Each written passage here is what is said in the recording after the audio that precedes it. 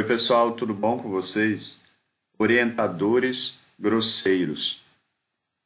Eu recebo muitos textos para revisão, dissertações de mestrado, teses de doutorado, e às vezes os orientandos, os pesquisadores, os estudantes esquecem de retirar os comentários que os orientadores deixam, e eu fico lendo esses comentários. E ou às vezes eles me pedem desculpa, porque pedem para eu verificar esses comentários, para eu ter uma ideia de como está o texto, para eu, com base neles, seguir a minha revisão, né? Orientar a minha revisão. E eles se desculpam muitas vezes pelos comentários dos orientadores. E isso me fez pensar sobre essa relação. E eu já li muitos comentários pesados, muito grosseiros, né? Eu já tive experiência com alguns professores universitários muito grosseiros também. A minha orientadora de mestrado já foi às vezes grossa comigo, mas em geral ela era uma pessoa muito sensata e civilizada. E eu decidi gravar esse áudio para falar sobre isso para vocês. Como lidar com orientadores grosseiros? Primeiramente, você que escolheu o orientador, provavelmente, ou não. Então, se você escolheu, foi você que decidiu trazer aquela pessoa para sua vida, né? E ou se não tivesse sido o caso, né? Imagine que seja o caso de você não teve muita escolha, você queria entrar em determinada área e aquela era a única pessoa disponível no departamento de pós-graduação, a única pessoa que poderia orientar a sua pesquisa, né? Quando eu encontrei alguém assim, com esse posicionamento, eu, na universidade, em relação a uma pessoa, né, em uma área que eu queria muito atuar, eu larguei de mão na hora. Inclusive, a minha dissertação de mestrado, eu entrei para uma área, né, para vaga em uma determinada área, e eu acabei em outra. Eu não sei se lá, até porque, inclusive porque até hoje eu não peguei o meu diploma, então eu não sei se lá no meu diploma tá escrito que eu sou da área que eu fui aprovado. Eu acho que sim, porque quando você entra no programa de pós-graduação, tem X áreas, tem X vagas para departamento X, e dentro desse departamento tem uma vaga para área Y, duas vagas para área Z e por aí vai. Então eu entrei para a área Y, tinha X vagas e eu pleiteei essa vaga. Beleza. Mas, eu também não sei se necessariamente a pessoa que atua para aquela linha de pesquisa tem que ter todo o currículo voltado só para aquela área. A minha orientadora, na verdade, a orientadora que eu escolhi depois que eu entrei no mestrado, porque apesar de eu ter indicado quando eu fui aprovado no processo seletivo orientador X, ela não me orientou. E eu também não fui muito com a cara dela, nem um pouco, para dizer a verdade. E, e eu acho que nem ela com a minha. Então a gente não se bateu e ela veio, eu cheguei a conversar com ela e ela veio com uma proposta de apagar o meu projeto, qual foi aprovado, para eu seguir o plano dela. Ela virou e falou assim: Isso daí que você está falando aí, eu não quero, não tem nada a ver. Se você quiser seguir pesquisa comigo, é isso aqui. Jogou lá um monte de tese para eu continuar as discussões dessa tese. Falou: leva para casa ler. Eu acho que eu nem levei nessa época, porque eu não tinha mesmo interesse. Achei a postura dela muito arrogante, prepotente, mal educada, e eu não quis. Então, assim, eu acabei procurando um- uma outra pessoa, que foi a minha orientadora atual do mestrado, né? E, só que ela era de uma outra área, ela era da sociolinguística interacional. E eu acabei desenvolvendo, orientando o meu pré-projeto para essa área, com os pilares dessa área, mas também da área da outra pessoa, porque eu cursei disciplinas dessa outra área, análise de discurso crítica, inclusive. E então eu não sei até hoje qual exatamente. Eu acho que como eu transitei pelas duas áreas, na minha cabeça eu recebi a minha formação, né? Ela se refere às duas áreas, porque eu cursei disciplinas das duas áreas, eu só não fui orientado por uma pessoa específica dessa área. Mas a minha professora, minha orientadora, ela tinha também subsídio para essa área, apesar de ser de outra, né? E ela fazia as devidas costuras e os devidos diálogos entre a área dela e a outra área. Então, mas eu acho que foi uma pesquisa interdisciplinar com enfoque principal em uma área, que era a área dessa professora, mas eu não sei como isso está no meu título, mas enfim.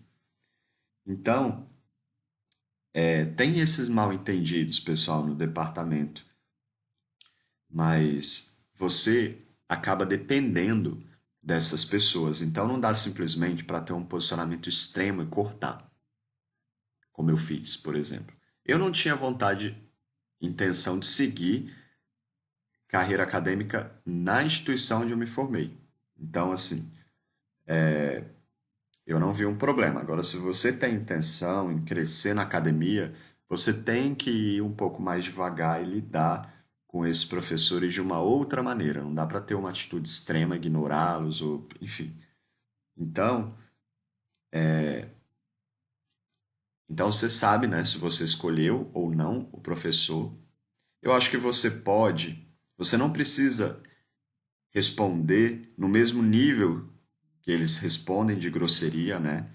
Eu acho que sempre que eles vierem com uma grosseria, você respira fundo e responde de uma maneira educada, eu acho. Eu acho que isso vale mais. Inclusive, se você quiser manter um bom convívio, se você quiser, tiver a intenção de seguir carreira acadêmica na universidade, porque você depende das boas relações com as pessoas. E às vezes esse professor, ele é melhor amigo de uma outra pessoa que poderia abrir alguma porta para você. Então, né? Então, você pode também, né,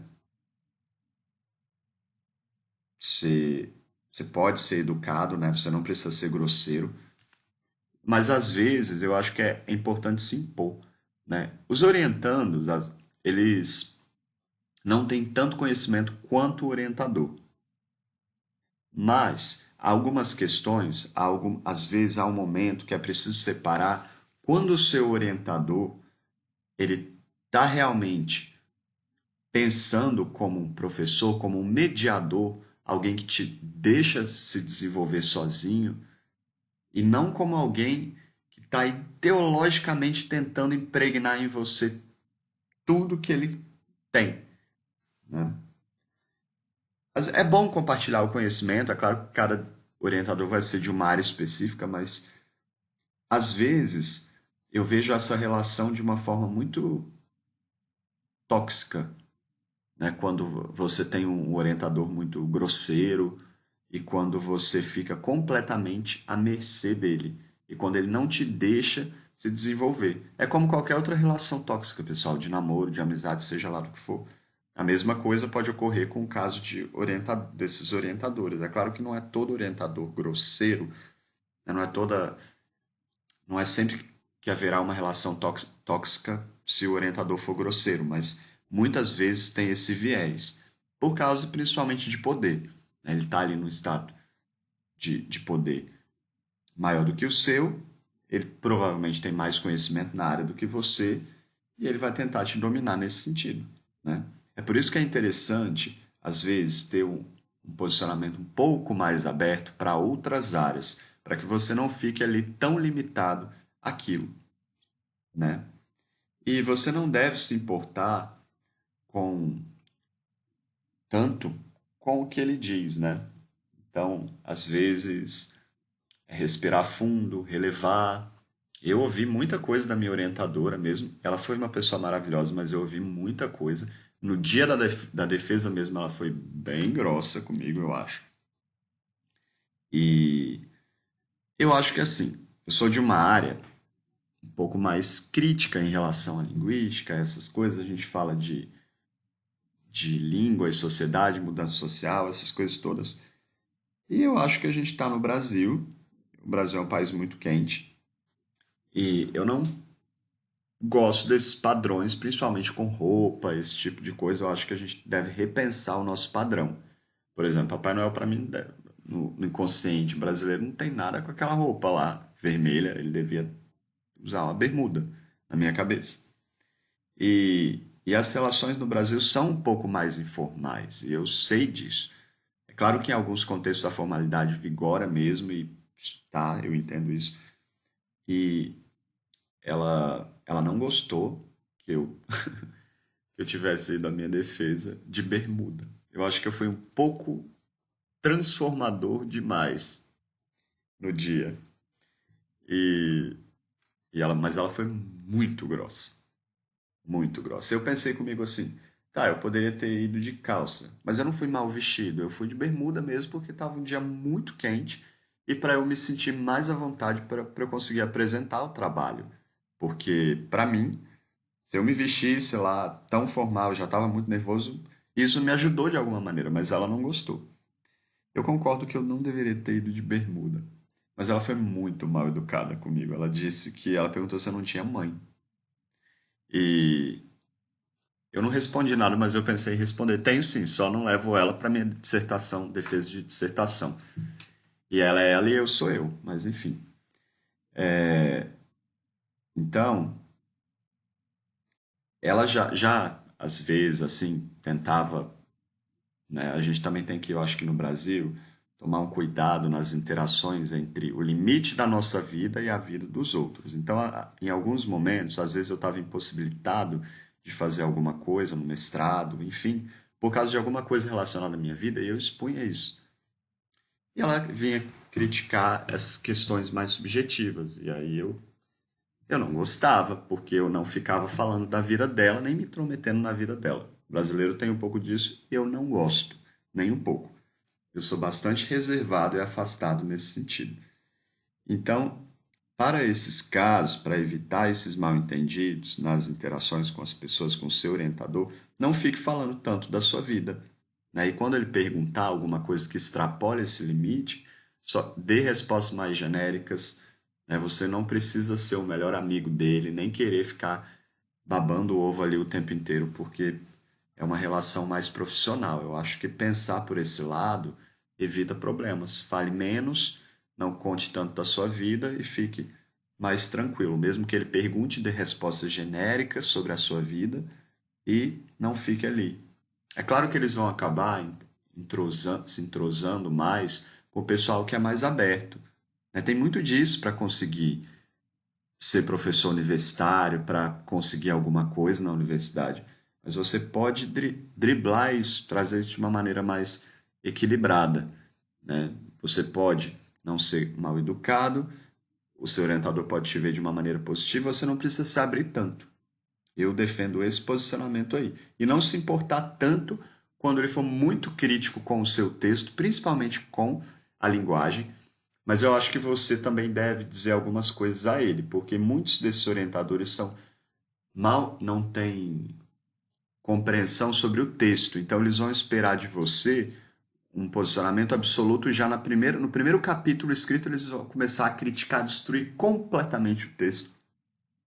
E aí você tem que dizer o seguinte, olha, o texto é um processo de construção, eu estou no primeiro capítulo, me desculpa, eu ainda preciso melhorar o texto e é um processo. E forma e conteúdo, ou seja, gramática e o conteúdo, para muitas pessoas são processos separados. Lapidar a escrita é uma coisa que se faz em um processo e lapidar o conteúdo é uma outra coisa que se faz em outro processo. E você precisa dizer isso para o seu orientador, porque muitas pessoas têm visões, muitos orientadores, pesquisadores, cientistas equivocadas sobre o texto. Eles não sabem o que é o texto, eles não sabem como é o processo de escrita, especialmente porque não há uma disciplina na universidade orientada para essas questões, né? Então, você precisa, se você segue esse canal, se você já contratou o meu serviço, dialogar com o seu orientador sobre esse processo. Ele não vai ser absoluto ali no início, né? Por mais ansioso que o seu orientador esteja, você também, é um processo de crescimento a escrita do texto acadêmico. No primeiro, na primeira redação do seu primeiro capítulo, ele vai estar mal escrito. Você só vai conseguir lapidar depois de uns 3 meses, 4 meses. Lá no final você ainda vai estar remexendo tudo que você escreveu. E é completamente natural. A minha dissertação de mestrado eu mudei pelo menos umas 140 vezes. Eu devo ter umas 140 versões diferentes da minha dissertação de mestrado, que eu demorei 2 anos para escrever. É um processo. Eu não escrevi no primeiro dia. E eles sabem disso, mas estão ali fazendo pressão. É claro que se eles ficarem muito soltos, às vezes os orientandos também não vão conseguir entender a severidade e a diferença de sair desse nível de graduação para o nível de pós-graduação, né? Ainda mais diante da realidade da educação do Brasil. E então, pessoal, eu acredito que vocês podem seguir esse posicionamento, né, com os orientadores de expor o que vocês pensam em relação a algumas questões que vocês consideram que sejam invasivas ou que eles estejam. Às vezes você não precisa nem dizer que a pessoa é grossa, ela já deve saber, então, mas você não precisa ficar acanhado para responder, mesmo que ele te passe algum medo, né? Você pode responder, só não seja grosseiro, só não responda com grosseria. Respire fundo, se mantenha em equilíbrio e responda, né, em outro tom. E se ele continuar sendo grosso, continue em outro tom, né? E é claro que se houver alguma coisa ofensiva, assim, né, você pode falar com o orientador ou inclusive denunciá-lo, né? Ou procurar outro orientador, às vezes não bate mesmo ali, às vezes o orientador é grosseiro mesmo, tem problema de personalidade, tem alguma coisa ali, principalmente na academia que o ego das pessoas é extremamente elevado. E elas. O que é um problema, eu acho, porque você. Não existe só um saber. Não existe só o saber crítico, não existe só o saber acadêmico, não existe só o saber acadêmico da sua área. Existem vários saberes. Saber conviver é um deles, né? E se o seu orientador tem tantos títulos e toda uma bagagem ali e não consegue ter o básico, que é o saber conviver, é o saber respeitar o espaço do outro e vários outros saberes, então ele está muito limitado ali com o saber dele, e isso é um problema. Ele vai achar que esse é o único saber que existe. E existem vários saberes. E você precisa respeitar ou dialogar com esses outros saberes, para você não ficar ali só no seu mundinho, e não se tornar uma pessoa prepotente, arrogante, só ali achando que a realidade só gira em torno daquilo. Um abraço a todos, pessoal. Tchau, tchau.